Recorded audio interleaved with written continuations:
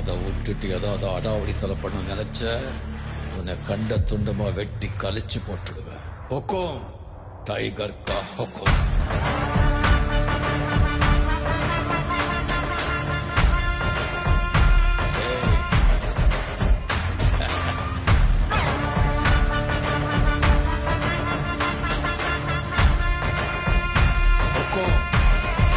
tiger